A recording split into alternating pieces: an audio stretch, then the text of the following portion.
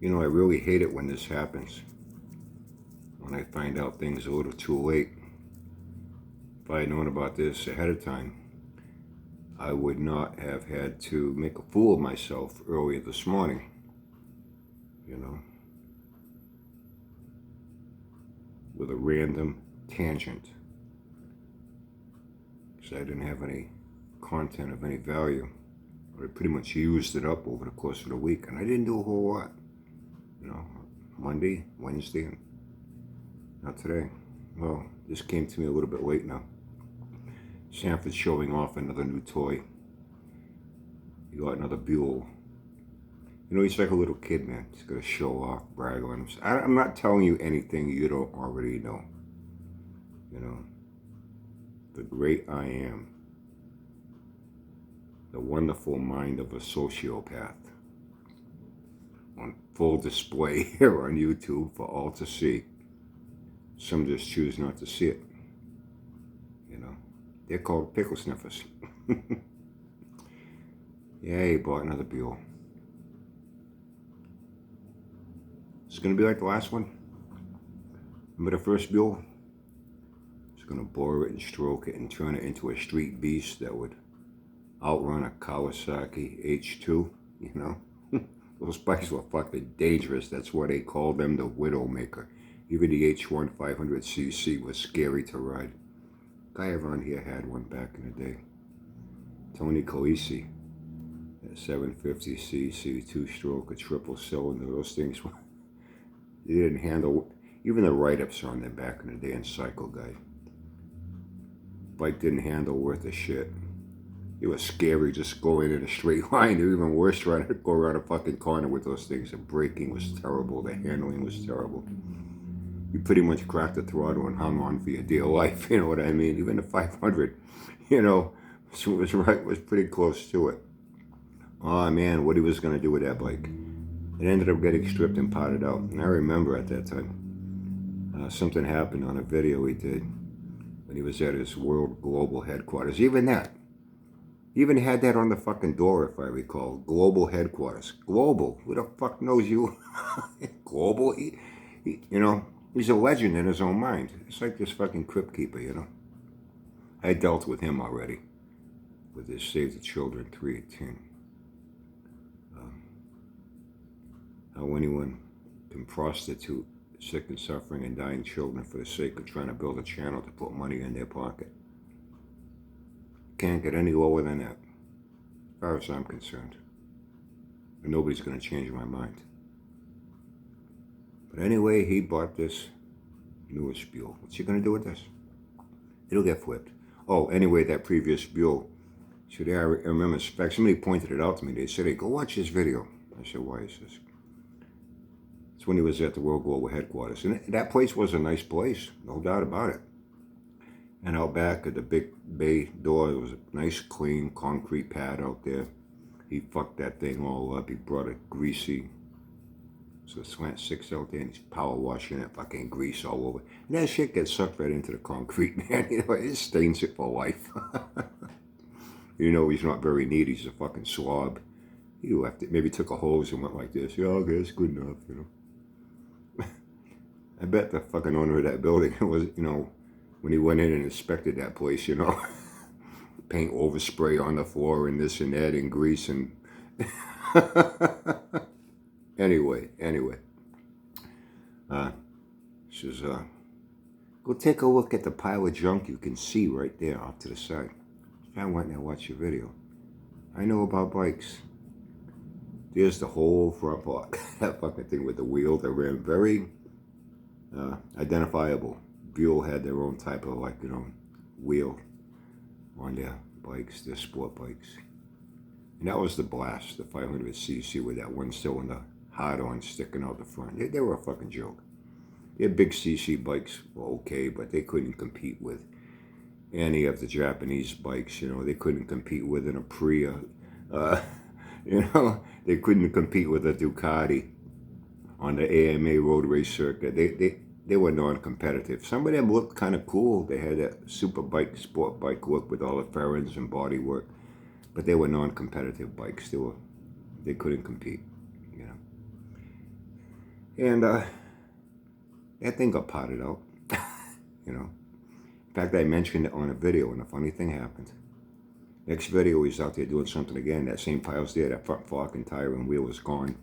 He hit it so that people wouldn't say, hey, Cabral said that he potted that thing out and you can see the fork there. Oh no, look, go look, it ain't there. I think some of you might remember this, right? Anyway, there's a long history with motorcycles. Well, according to him, man, back in New York where he had a hightail it out of there, man, he had shit coming at him from every fucking direction, Coffee shop failed, hookah bar failed, magazine failed after 3 issues. Lost his driver's license for life. He couldn't even keep his pizza boy delivery job at night, No restaurant owner wants someone without a license out delivering pizza. Something happens, hits a pedestrian, gets an accident. He's going to be held liable for knowingly let someone be out on the road on his behalf for his business without a fucking driver's license, you know what I mean? Yeah, with his 13.9 second Mustang, that was his claim to fame. I'll tell you, back in the day, man, when I used to go to Englishtown, my friends, we used to alternate. We were like twice over the summer in Englishtown. It was a long haul. It was like a 5-hour haul down there. New England Dragway, an hour 20, hour and a half away. We mostly hit the New England Dragway, but, got to meet a lot of people from Jersey, New York. A lot of guys in New York had some badass Fox bodies running a lot better than a 13.9, and these were street legal. They were driving around, daily drivers. I ran a 13.9, Okay. When it comes to motorcycles, you said one time back then, he's the only guy that's ever been able to do a wheelie on a big bike. He did a wheelie on a Honda Goldwing, all the way down the street. I guess Sanford's never been to a bike week. He's never been to Laconia with us. He's never been to Myrtle Beach with us. He's never been to Daytona with us. Been to Sturgis twice. I guess Sanford should have been with us outside the Broken Spoke Saloon at Sturgis with a big crowd. When some old dude with his old lady on the back, it was full dresser, electric glide come blasting by at 60 miles an hour on the fucking rear wheel, standing straight up. Sanford, he brags on himself. It's his narcissism, his sociopathic mentality, warped, twisted mind allows him to do things other people can never do. He's like a little kid in a lot of ways. Some people grow tall, they don't grow up. He was a juvenile delinquent. Now he's an adult delinquent. A lot of kids get kicked out, drop out of school. He got kicked out. He stole a school bus and bragged about it. He should have kept that bus. Would have come in handy now on YouTube with all the people he'd be able to run over with it and then take proud ownership. Yeah, I threw them under a bus that I stole and I owned. Am I cool or what? Another notch of achievement on the bedpost for Sanford, Minutes better not take too long. Yeah, we got a lot to do today.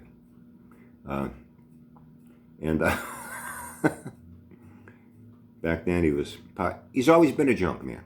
That's all he's ever done. Flipping, potting out, junk, cars and motorcycles. When it comes to bike, he said this himself, I'm quoting, oh man, I had over 200 motorcycles at my house in the yard. It's a lot of bikes. Must have had a big piece of property. Big piece of property.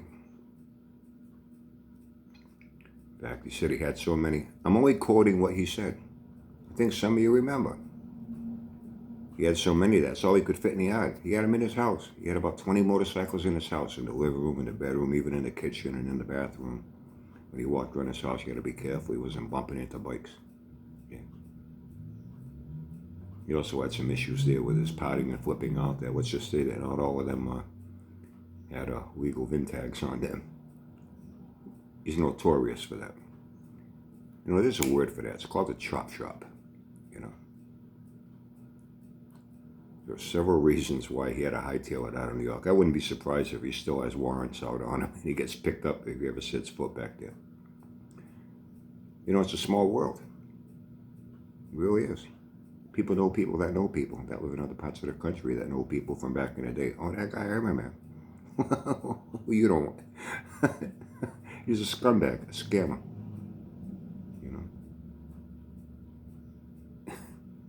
Look at the way he fucks over friends. What makes you think he was any different back then? And besides friends, fucking anybody over he could. Hustle money, I'll sell you this, I'll sell you that. Person gets it. Anyway, you go to register it. What the fuck, man? This thing's stolen. You know what I mean? This tag's been switched. He tried to get Nick the Van Man to switch VIN tags for him one time. I think I told you about it. Nick said it himself on one of my videos. Sanford tried to sucker him into going to work for him. You know, he said, I'll go there. You know, he could work on his vans there and he could help Sanford out, do a few things for him. And Sanford wanted him to do something with a car. And Nick said, it's got no VIN tag. We'll take one off of that car, put it on there. Nick said, I'm not getting involved in that shit. See you later, pal. When he walked, smart man. Nick was a smart man to not get involved any further with Sanford.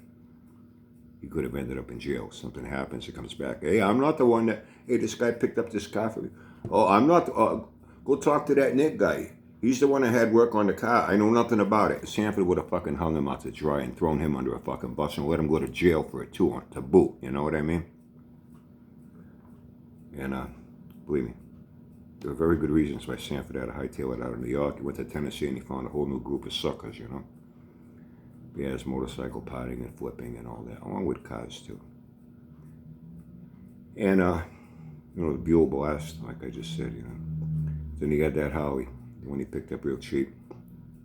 That 900, like in 1960 or 61. Another guy too, you know, buys and sells bikes and flips. And the thing was a piece of junk.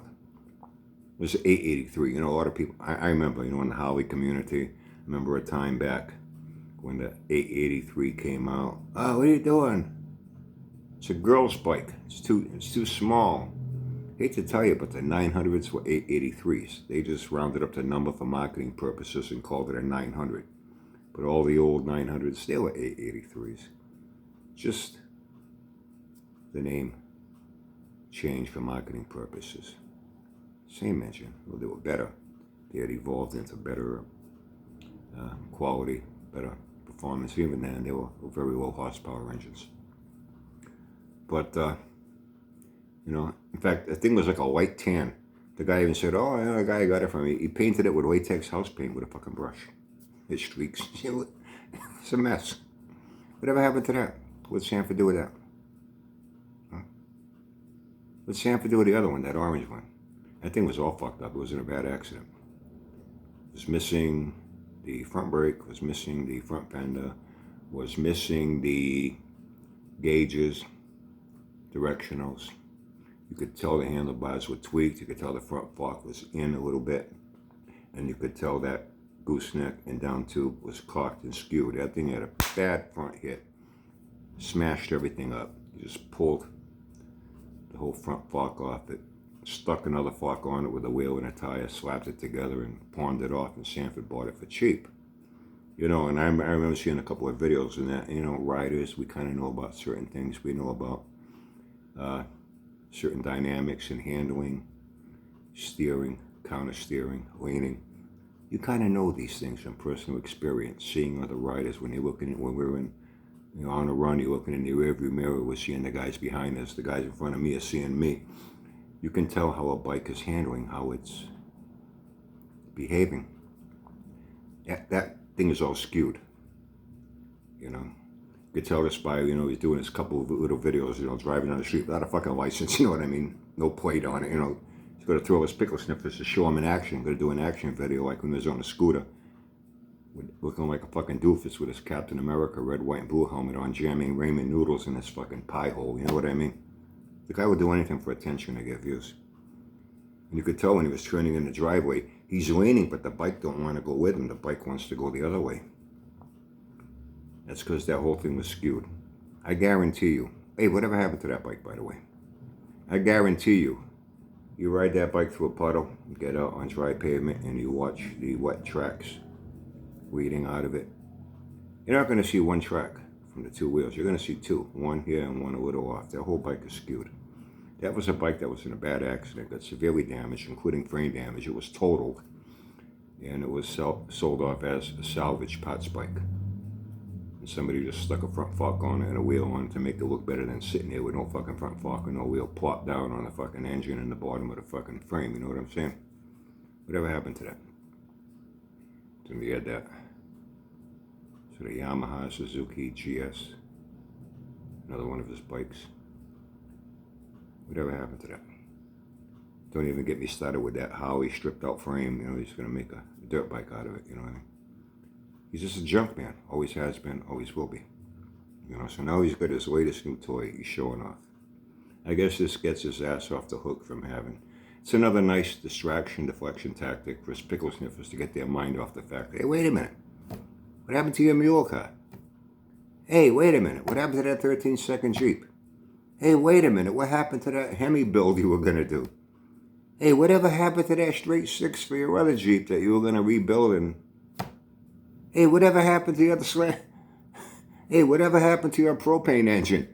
Hey, this way he distracts them. And he gets his ass off the hook from every single one of his fucking project claims. See, I wish I had heard about this a little bit sooner. I wouldn't have had to make a fool of myself this morning, talking about Gilligan's Island, Superman, you know, and why the Partridge Family is not in the Rock and Roll Hall of Fame, as they should be. But anyway,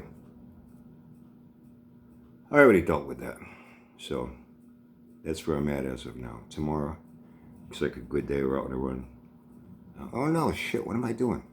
Today's still Friday, see what I mean? And when I have to do this, do a follow-up, sometimes I forget it's the same fucking day, and I think I'm doing another one for the following day, and I'm not. Tomorrow I won't be around. Got a lot to do anyway. Got our grocery shopping to do, things to do, and I want to find some time to stop in on both my daughters and see my Artemis and my Benjamin. And tonight, when we get together with Kenny and the crew, we're going to be at Halos. And I'm going to make some arrangements with him to drop in his tattoo shop. I'm going to get some more ink. I'm going to get 2 more tattoos. That'll bring my grand total by Kenny up to 21. Auntie Billy has 3 tats from Kenny. Each one of my daughters has 3 tats each. Kenny did them as well.